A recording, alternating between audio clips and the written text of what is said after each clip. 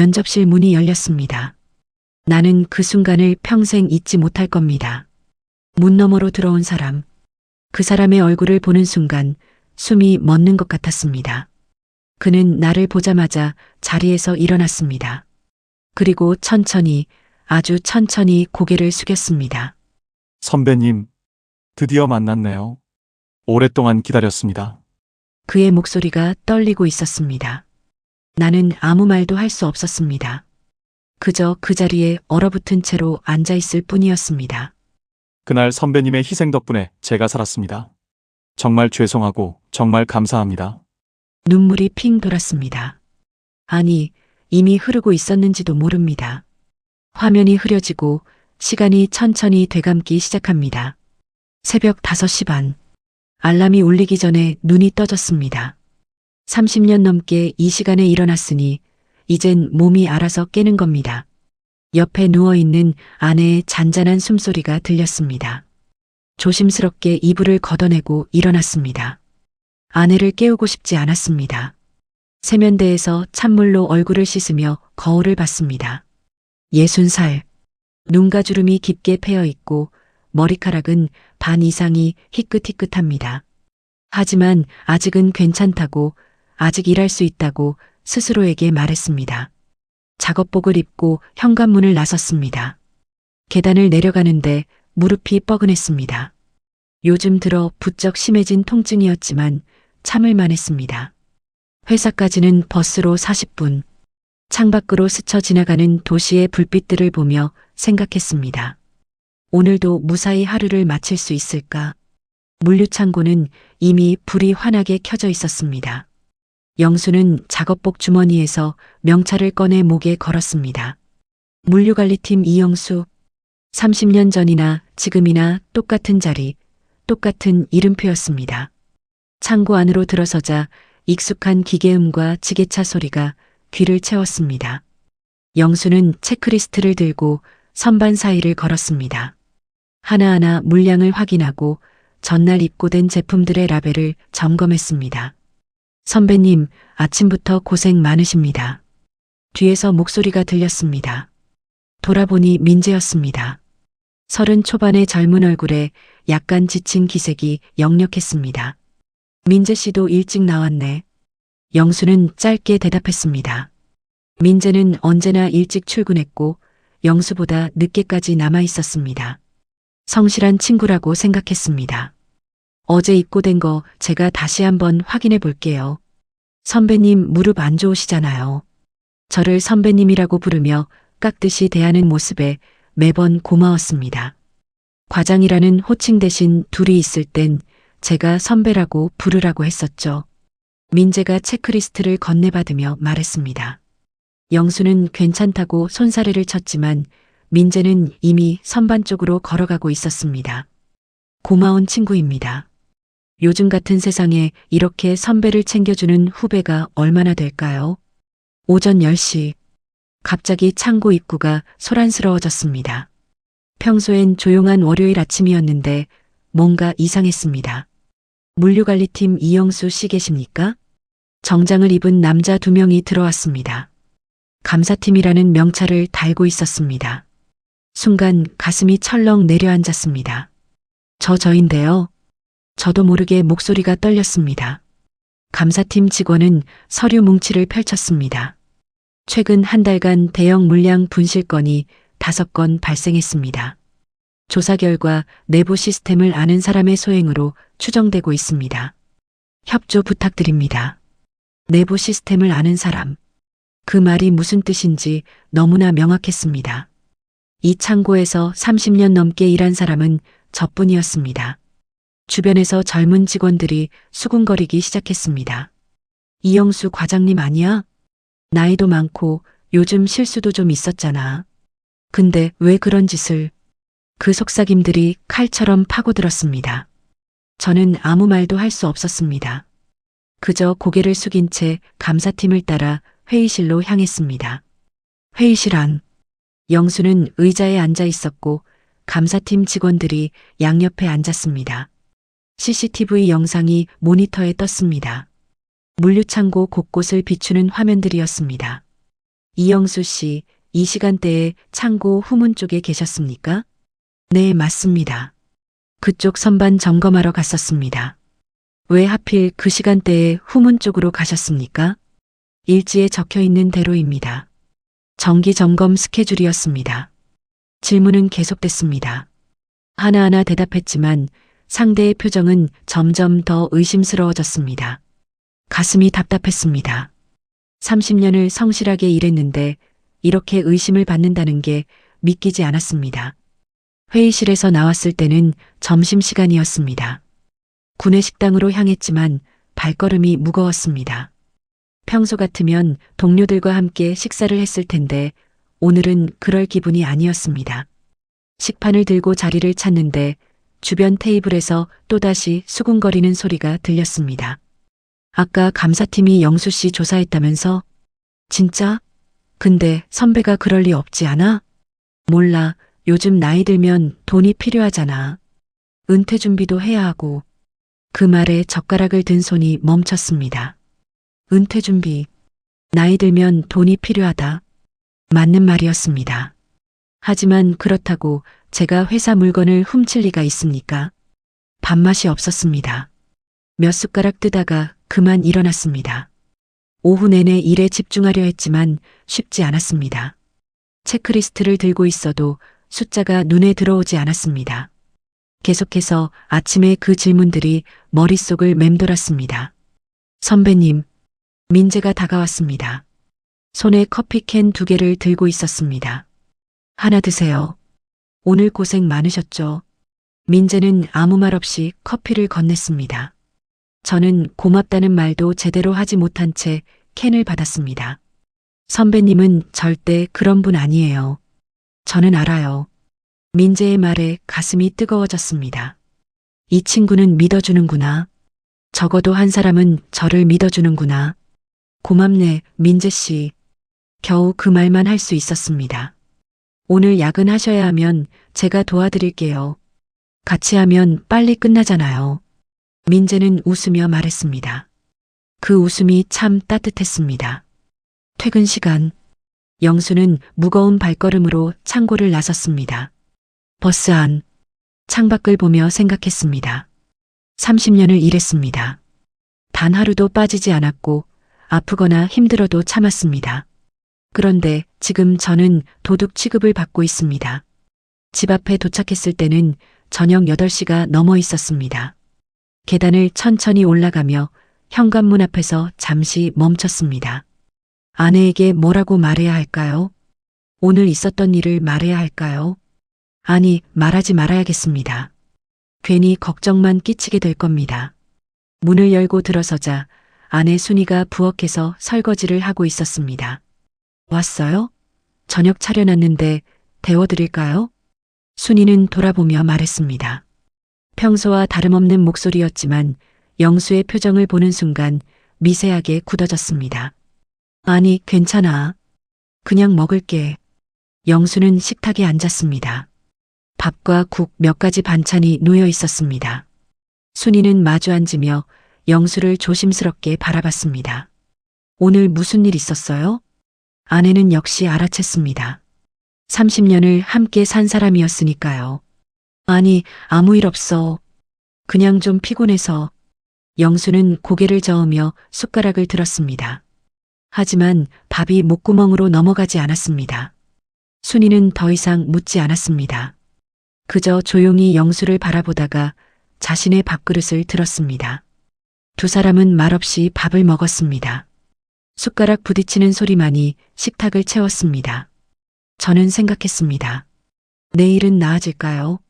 아니면 더 나빠질까요? 그리고 한 가지 확신했습니다.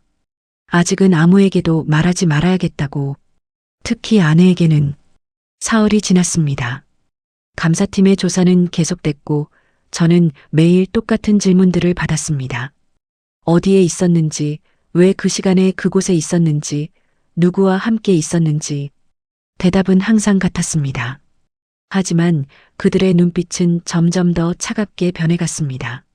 창고로 돌아오면 동료들의 시선이 느껴졌습니다. 노골적으로 피하는 사람도 있었고 애써 모른 척하는 사람도 있었습니다. 30년 동안 함께 일했던 사람들이었습니다. 야근을 하기로 했습니다. 회사에 남아서 물류동선을 다시 한번 정리해 보기로 한 겁니다. 감사팀에게 제출할 자료를 만들어야 했고 무엇보다 저 스스로 확인하고 싶었습니다. 정말로 내부 시스템을 아는 사람의 소행일까? 그렇다면 대체 누가 왜? 사무실에는 저 혼자만 남아 있었습니다. 형광등 불빛 아래서 지난 한 달간의 입출고 기록을 펼쳤습니다. 엑셀 파일을 열고 하나하나 숫자를 따라가기 시작했습니다. 물량이 사라진 날짜들을 표시했습니다. 5건의 분실 사고, 날짜도 시간대도 제각각이었습니다. 그런데 이상한 점이 있었습니다. 모든 분실이 후문 쪽 선반에서 발생했다는 겁니다. CCTV가 가장 적게 설치된 구역이었습니다. 사각지대도 많은 곳, 심장이 빠르게 뛰기 시작했습니다. 입출고 기록을 다시 확인했습니다. 그리고 근무자 명단을 대조했습니다.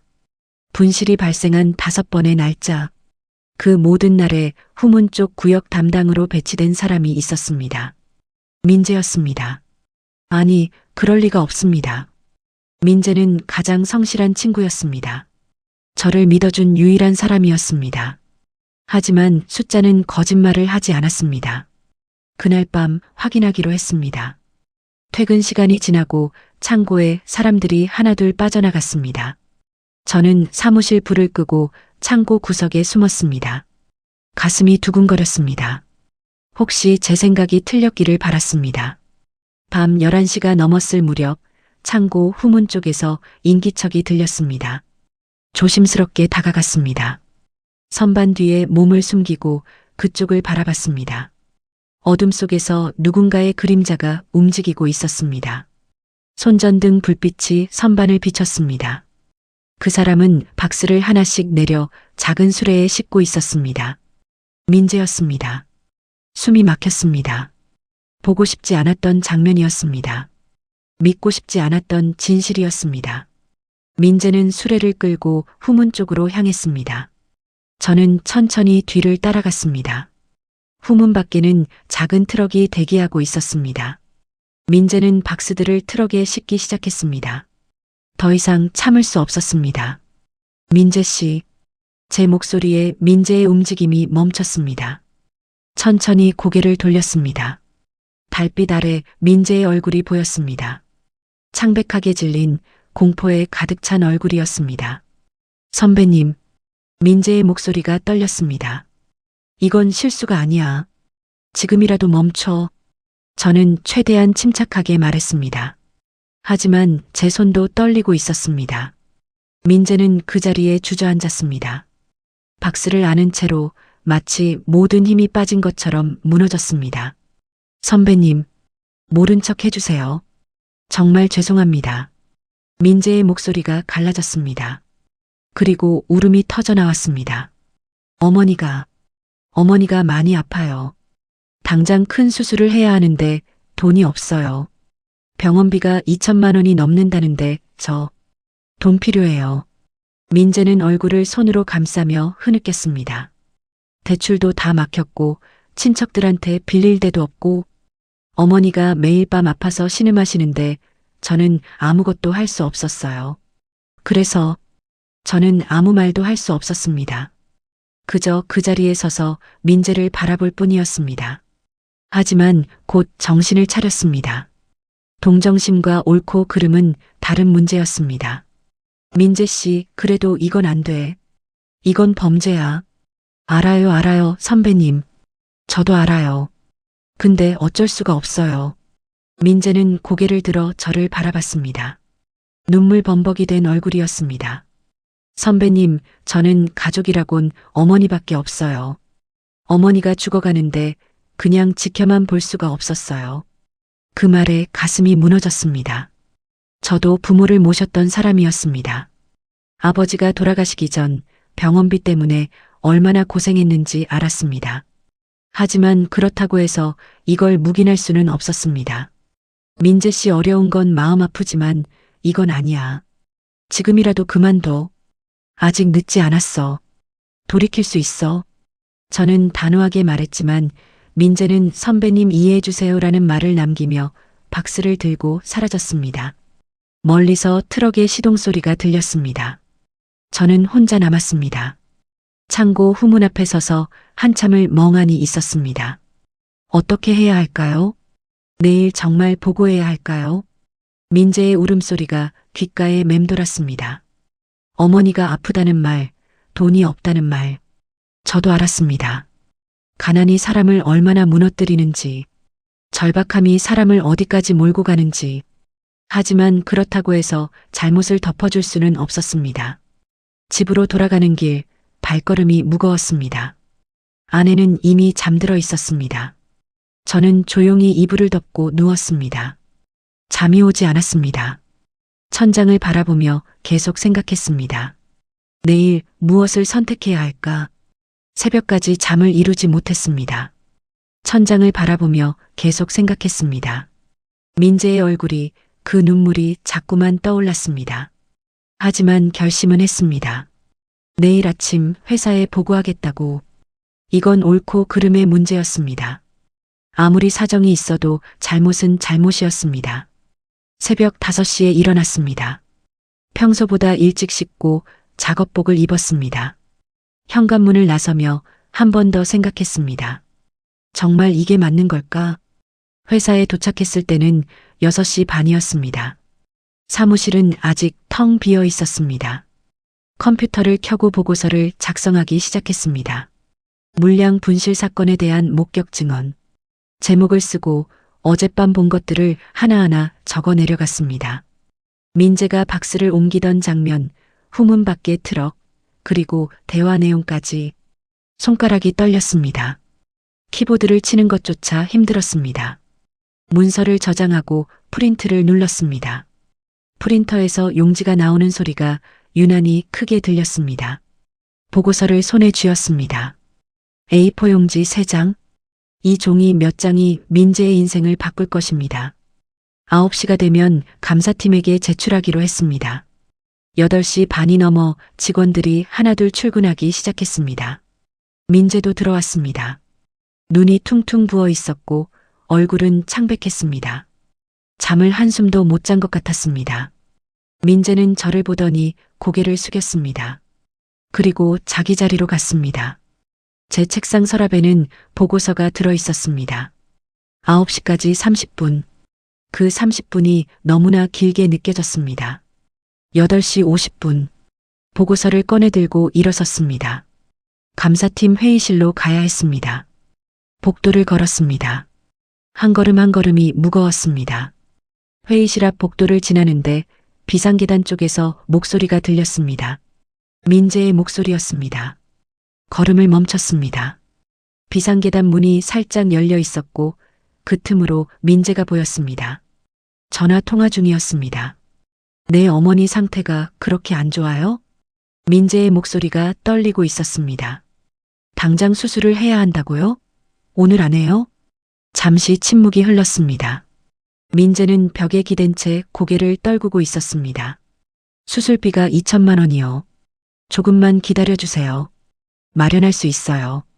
민재가 무너져 내렸습니다. 벽에 등을 기대고 그대로 주저앉았습니다. 알겠습니다. 수술은 무조건 해야죠. 어머니 부탁드립니다. 전화가 끊어졌습니다. 민재는 바닥에 앉은 채 얼굴을 두 손으로 감쌌습니다. 그리고 흐느끼기 시작했습니다. 어떡하지? 엄마. 목 놓아 우는 소리는 아니었지만 온몸이 떨리고 있었습니다. 저는 그 자리에 얼어붙은 채 서 있었습니다. 한참을 그렇게 서 있었습니다. 민재는 여전히 바닥에 앉아 있었고 저는 보고서를 손에 쥔 채 복도에 서 있었습니다. 머릿속이 복잡했습니다. 민재는 잘못했습니다. 분명히 잘못한 겁니다. 하지만 저 친구는 지금 어머니를 살리기 위해 발버둥 치고 있었습니다. 제가 이 보고서를 제출하면 민재는 일자리를 잃게 될 겁니다. 거기서 끝나지 않고 경찰에도 넘겨질 것입니다. 그동안 어머니는 어떻게 될까요? 손에 든 보고서를 내려다봤습니다. 하얀 종이 위에 검은 글씨들이 흔들려 보였습니다. 화장실로 갔습니다. 세면대에 손을 짚고 거울을 봤습니다. 60살의 얼굴이 거기 있었습니다. 주름투성이 얼굴, 지친 눈빛, 30년을 성실하게 살았습니다. 단 한 번도 거짓말하지 않았고 옳지 않은 일은 하지 않았습니다. 그런데 지금 옳은 일을 하려고 하는데 가슴이 찢어지는 것 같았습니다. 찬물로 얼굴을 씻었습니다. 물방울이 뺨을 타고 흘러내렸습니다. 그리고 결정했습니다. 오전 10시 감사팀 회의실 문을 열었습니다. 이영수 씨, 새로운 증거라도 찾으셨습니까? 감사팀장이 물었습니다. 제 관리 소홀이었습니다. 모든 책임을 지겠습니다. 감사팀장의 표정이 점점 굳어졌습니다. 이영수 씨, 그 말, 자진 퇴사하겠다는 말로 들리는데, 네, 그렇습니다. 제가 책임지고 물러나겠습니다. 잠시 침묵이 흘렀습니다. 알겠습니다. 회사에 최종 보고 올리겠습니다. 나가보세요. 회의실을 나왔습니다. 그날 오후 인사팀에서 연락이 왔습니다. 권고퇴사 통보였습니다. 30년이 이렇게 끝나는 것이었습니다. 짐을 싸기 시작했습니다. 책상 서랍을 열고 개인 물품들을 박스에 담았습니다. 30년 동안 모은 것들이 고작 작은 박스 하나였습니다. 민재가 멀리서 서 있었습니다. 이쪽을 바라보고 있었지만 다가오지 못했습니다. 그 눈빛을 봤습니다.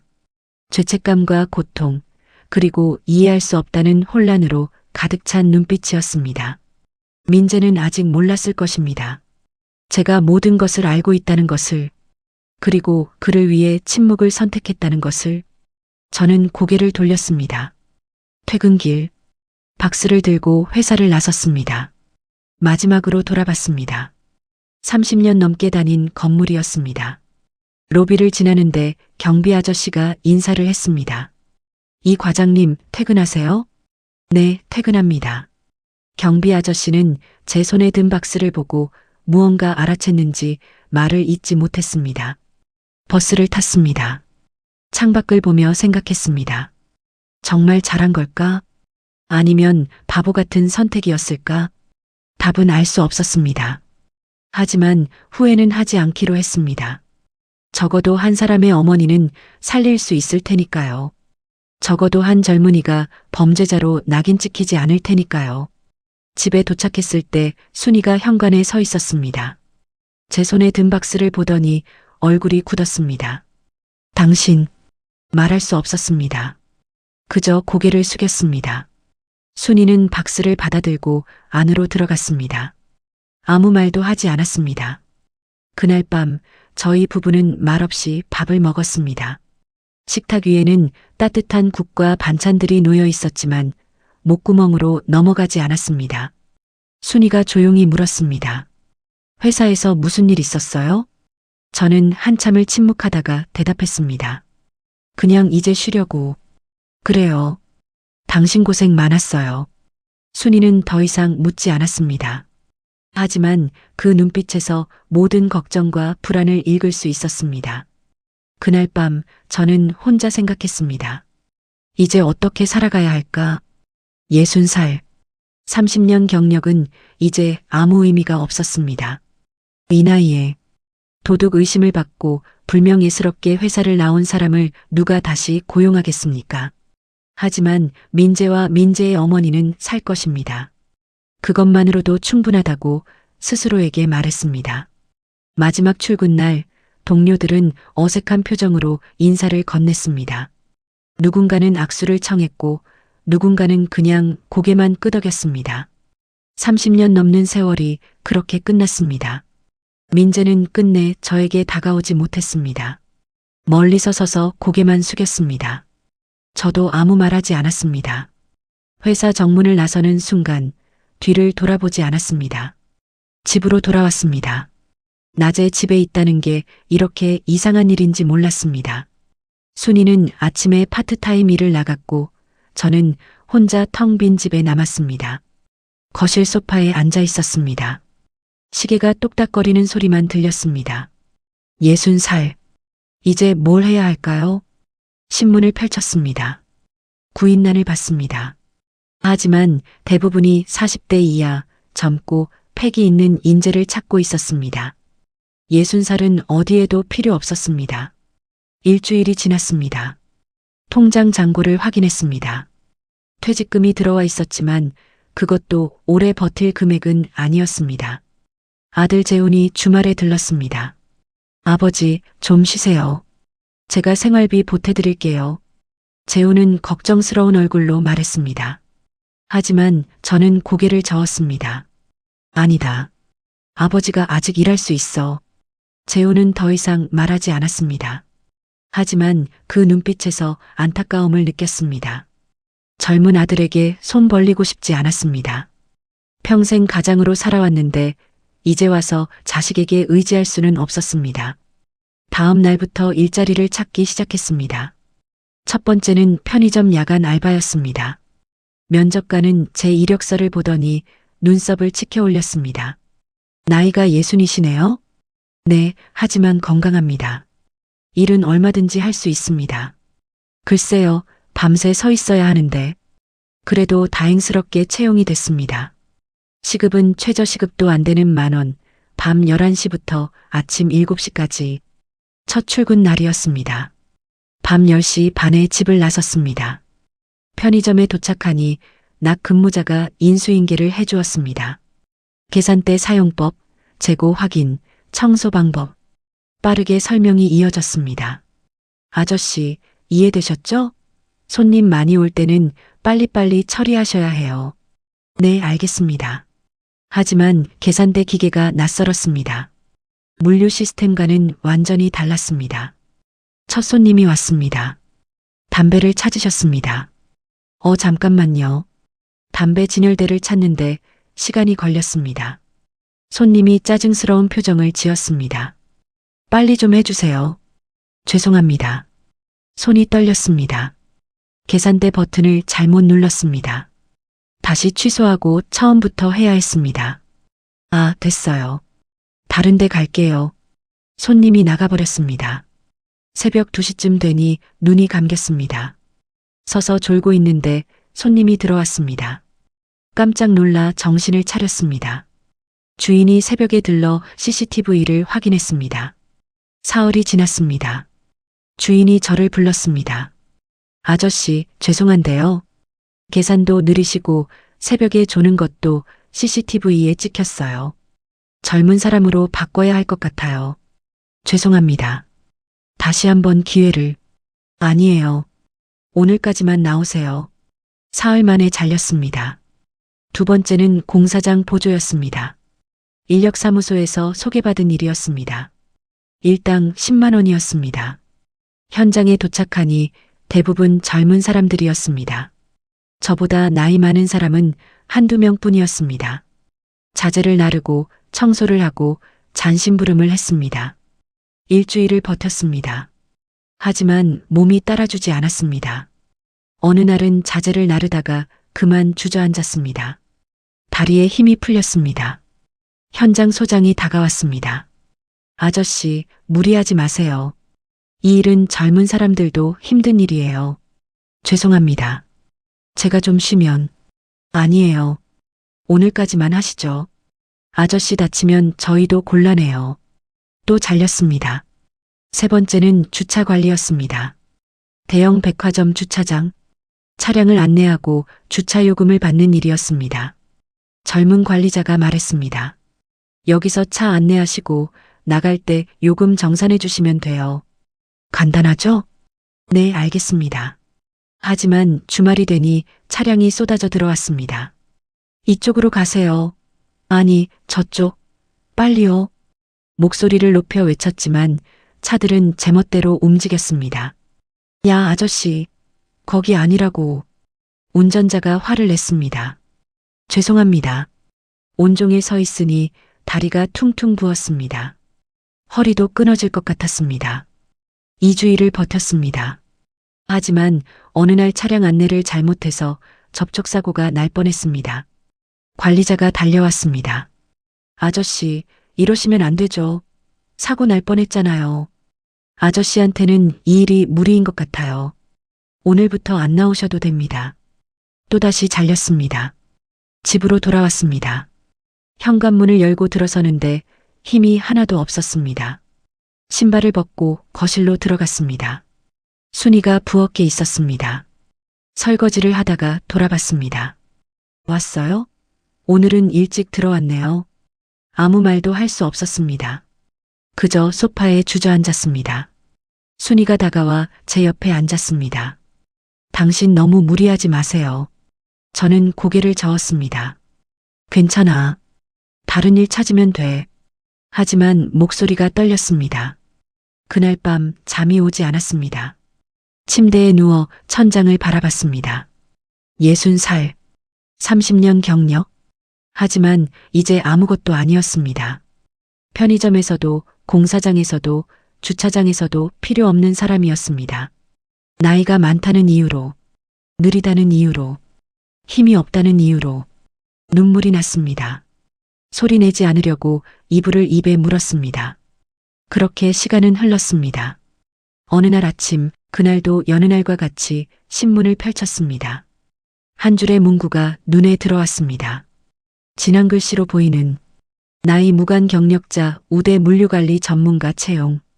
심장이 빠르게 뛰었습니다. 물류관리. 제가 30년 동안 해온 일이었습니다. 거기에 걸림돌인 나이까지 보지 않는다니요. 망설일 이유가 없었습니다. 회사 이름을 봤습니다. 들어본 적 없는 작은 스타트업이었습니다. 하지만 그래도 괜찮았습니다.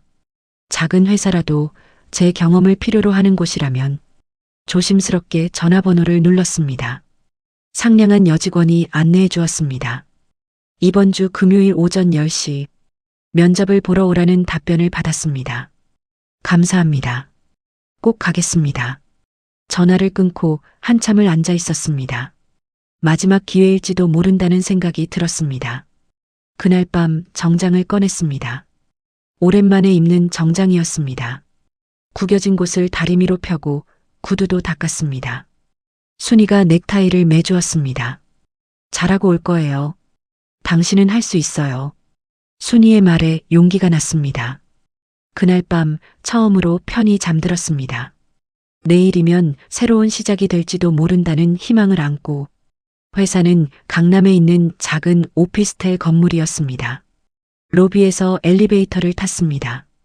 10층. 버튼을 누르고 올라가는 동안 심장이 빠르게 뛰었습니다. 이게 마지막 기회일지도 모른다는 생각이 들었습니다. 엘리베이터 문이 열렸습니다. 복도를 따라 걸어 회사 입구를 찾았습니다. 로지스틱 이노베이션.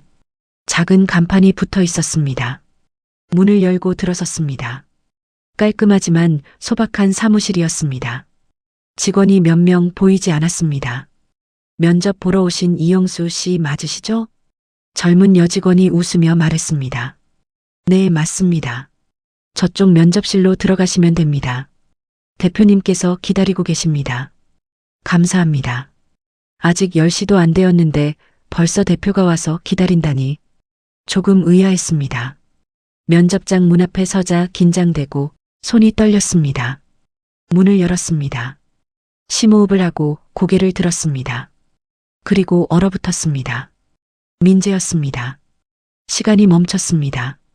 민재가 자리에서 일어났습니다. 잠시 정적이 흘렀습니다. 민재가 천천히 걸어와 제 앞에 섰습니다. 선배님, 드디어 만났네요. 오랫동안 기다렸습니다. 민재는 깊게 고개를 숙였습니다. 눈가가 붉어져 있었습니다. 선배님, 제가 얼마나 찾았는지 몰라요. 선배님이 그만두신 날 알았어요. 저 때문에 모든 책임을 지셨다는 걸. 민재는 얼굴을 손으로 감쌌습니다. 선배님, 정말 죄송합니다. 매일 밤 잠을 못 잤어요.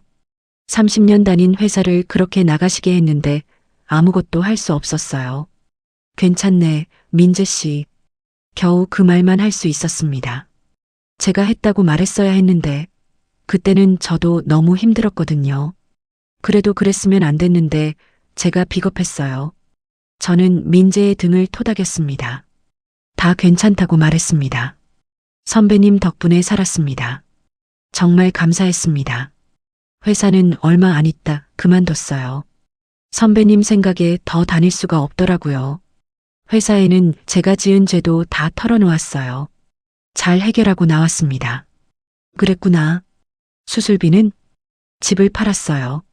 태어나고 자란 집이었지만 어머니 생명이 더 중요했으니까요.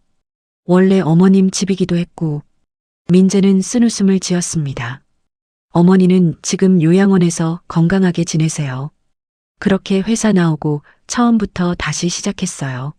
선배님처럼 정직하게, 당당하게 서고 싶었어요. 그래서 이 회사를 시작했습니다. 민재는 사무실을 둘러봤습니다. 혼자 시작했죠. 죽어라 일만 했습니다. 지금은 직원이 15명이에요. 작지만 건강하게 키우고 있습니다. 이제 선배님과 함께하고 싶어요. 선배님 연락처를 바꾸셔서 찾을 방법이 없었어요. 그래서 마지막이다 하는 마음으로 채용 공고를 냈습니다. 혹시라도 선배님이 보실까 해서요. 제 심장이 빠르게 뛰었습니다. 선배님이 지원하셨을 때 정말 울었습니다. 드디어 다시 뵐 수 있구나. 민재가 제 앞에 무릎을 꿇었습니다. 선배님, 저는 아직 부족합니다. 선배님이 필요합니다. 민재의 눈에서 눈물이 흘렀습니다. 선배님께 빚을 갚고 싶어요. 제 인생을 선배님과 함께 만들어가고 싶습니다. 저도 눈물이 났습니다. 5년 동안 참았던 눈물이 터졌습니다. 선배님, 제발 함께 일해주세요. 저는 민재의 어깨에 손을 올렸습니다. 일어나게. 두 사람이 마주 섰습니다.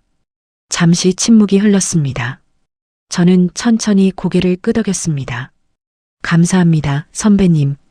민재가 제 손을 꽉 잡았습니다. 따뜻한 손이었습니다. 회사를 나와 순이에게 전화를 걸었습니다. 여보, 나 취직했어. 정말요? 응. 내일부터 출근해. 순이의 흐느끼는 소리가 들렸습니다. 고생했어요, 당신. 저도 울었습니다. 거리 한복판에서 눈물을 멈출 수 없었습니다.